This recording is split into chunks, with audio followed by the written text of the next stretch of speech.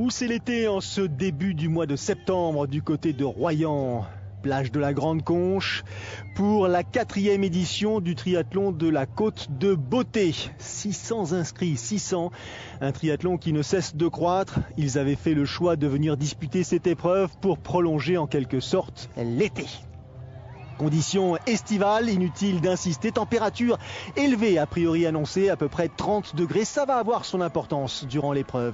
En tout cas, ceux-là s'en sont donnés à cœur joie. Encore une fois, à peu près 600 inscrits avec tous ces spectateurs autour, avec ce départ natation tellement confortable, même si devant ça commence effectivement à se placer, parce que même s'il y a beaucoup d'amateurs, il y a quelques noms présents cette année, comme d'ailleurs lors des années précédentes. Ne pas oublier que David Bardy, un habitué désormais du coin, est ici. Anthony Pagnier. Il y a également Mike Aigroz avec le bonnet bleu que l'on suit ici. Toumi de gamme, Gwenaëlle Houlière du côté masculin.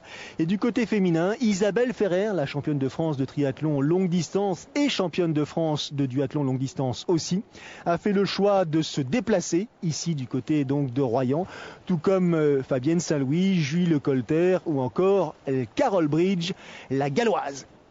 Et devant, eh bien, ça commence effectivement à s'animer très vite. David Bardy, bonnet gris, l'ex-coach directeur sportif du Lagardère Paris Racing, désormais coach et directeur sportif du team Charente Triathlon, est aux avant-postes avec le Suisse Mike Aigroz. Mike Aigroz, dont on se souvient de la performance à Hawaï, ça remonte déjà à quelques années, mais elle est malgré tout à noter 6e des championnats du monde à Hawaï. C'était en 2011.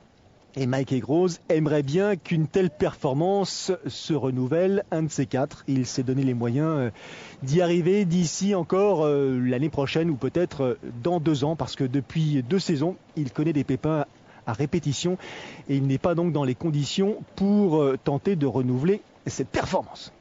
Alors du côté féminin, je vous le disais, un Carole Bridge notamment, la galloise. Carole Bridge, amateur, c'est-à-dire que c'est une athlète qui d'habitude concourt sur les longues distances du côté de chez elle et qui a eu l'énorme surprise au mois de juin dernier, compte tenu du forfait de Non Stanford, la championne du monde de triathlon courte distance, mais année 2013. Elle a eu l'énorme surprise d'être qualifiée, convoquée par la fédération galloise de triathlon pour participer aux Jeux du Commonwealth. Plutôt sympa la surprise. 1900 mètres de natation, 92 km à vélo, 21 km à pied, format long, pas de surprise. 4e édition encore une fois, avec un parcours vélo pas considéré comme difficile, plutôt plat, avec quelques petits coups de cul, quelques bosses, mais c'est surtout la température cette année qui risque de poser problème. Autant l'an passé, il avait eu des conditions difficiles avec beaucoup de pluie. Autant cette année, encore une fois, ça s'annonce ardu pour ces triathlètes qui ne vont pas limiter leurs efforts. Allez, sortie commune de l'eau. David Bardy et Mike Aigroz sont sortis ensemble. 3e position pour Anthony Pagnier. Et un peu plus loin, donc en retrait, Romain Caillé, Lionel Roy, Carl Dupont, Toumi Dougam ou Gwenaëlle Houlière. Transition éclair pour Bardy. Dossard numéro 8 et Mike Aigroz, tout de bleu vêtu. C'est parti donc pour 2 boucles à vélo, 2 boucles à réaliser, longue de 46 km. Et c'est normal pour couvrir les 92 km au programme. Les écarts, vous les avez vus à l'instant, rien d'insurmontable, sachant qu'on va avoir affaire à un show offert par des cyclistes assez puissants, que ce soit Mike Aigroz, que ce soit Toumi de gamme ou encore une fois Anthony Pagnier. Ce ne sont pas des lascars qui ont l'habitude de rester discrets sur 2 roues.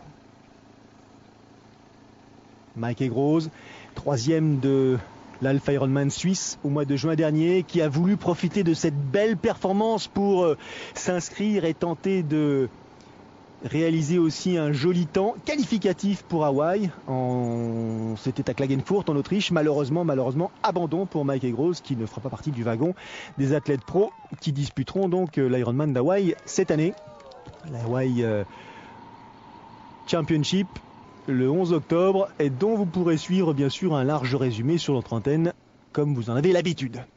Bardy a sauté rapidement, Aigroz est devant, rejoint, je vous le disais, par Toumi de gamme, qui a fait le choix, lui, de prendre roue avant à bâton, roue arrière lenticulaire. 3e position pour Anthony Pagnier. Désormais, c'est un trio donc qui contrôle cette course ici du côté de Royan, même si là on est un tout petit peu plus loin, puisque de Royan au demi-tour, qui se situe à Saint-Seurin-d'Uzès, on a l'occasion d'éprouver encore une fois la présence du vent, peu ou pas présent, mais surtout de ces petites bosses, de ce revêtement qui la plupart du temps est lisse, mais qui aussi parfois pose problème lorsqu'on traverse ces villages où forcément les conditions ne sont pas tout à fait aussi confortables. Lionel Roy, 5e place, il connaît bien l'épreuve. En revanche, lui est qualifié pour disputer l'Ironman d'Hawaï cette année. Lionel Roy qui s'était qualifié en début d'année en Afrique du Sud. Ce sera sa 5e participation donc au championnat du monde Ironman. Lionel Roy qui a pris une 4e place ici même à Royan l'an passé. Un faux air de Frédéric Van Lierde là pour Anthony Pagnier. Même attitude, je dirais presque même gabarit, presque même profil. Et là, ça relance. Après avoir couvert la première boucle, De Gamme et Grosse, Pagnier dans le même temps ou presque, ont déjà 1,46 d'avance sur Gwenaël Houlière. Saison chargée pour le Savoyard résident à Cibourg. Après avoir disputé les championnats de France longue distance à Gravelines, où il avait pris une 6e place, pas tout à fait satisfaisante puisqu'il n'avait pas été qualifié au sein de l'équipe de France de triathlon pour disputer les championnats du monde à Weihai et championnats du monde qui se sont bien passés parce que Bertrand Billard a conservé son titre mondial, Sylvain Sudry a pris la 2e place et Cyril Viennot la 3e. Donc l'équipe de France championne du monde de triathlon longue distance 2014. Gwenaël Houlière donc a enchaîné après les championnats de France, il a enchaîné avec l'Alpe d'Huez, 3e, il a enchaîné avec l'Ironman, ou du moins l'Embrunman, pardon.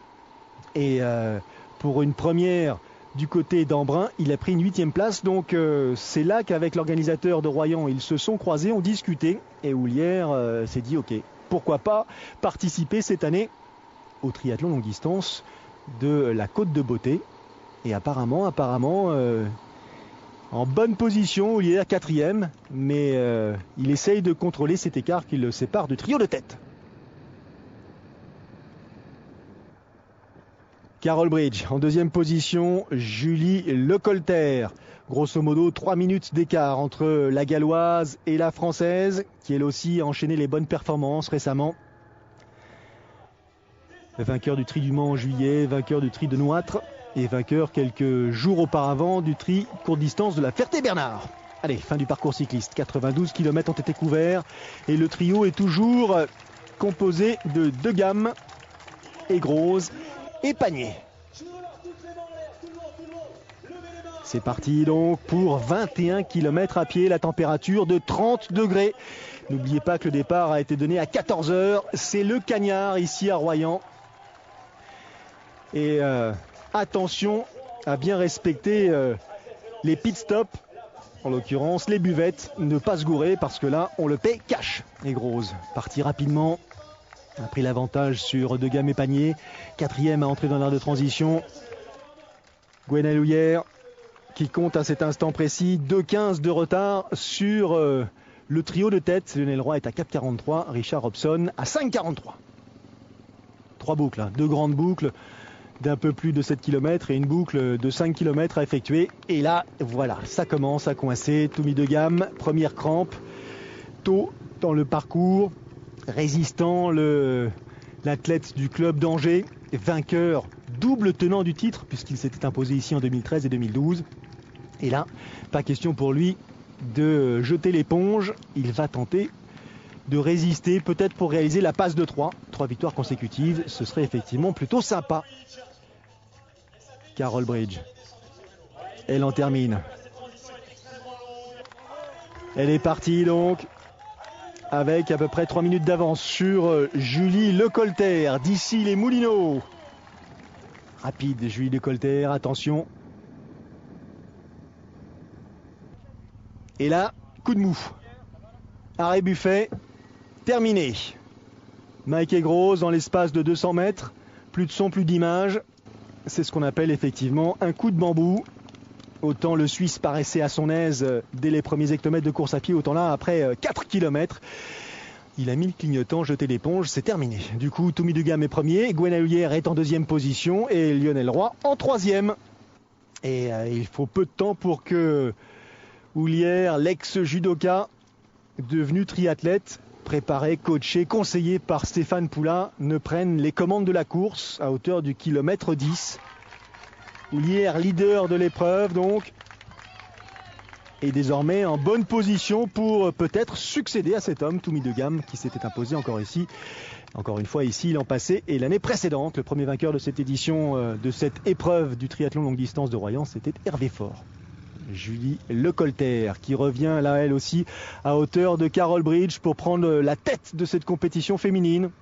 Décidée, alerte, un peu à l'image de Gwenaël Houillère, qui là sait désormais que tout repose sur sa condition. Dugam n'est pas forcément au meilleur de sa forme, mais il n'a pas l'habitude de lâcher l'affaire comme ça. Deuxième coup de moins bien, deuxième coup de bambou pour cette fois-ci Julie Lecolter. Réconfortée par monsieur, elle retrouve les moyens, les forces utiles pour redémarrer. Fin de parcours, la ligne d'arrivée lui tend les bras et regardez le nombre de spectateurs venus soutenir ces athlètes, qu'ils soient pros ou amateurs. Incroyable, quel succès! La victoire donc pour Gwenaël Houillère ici à Royan, son temps 4h13 minutes 59 secondes.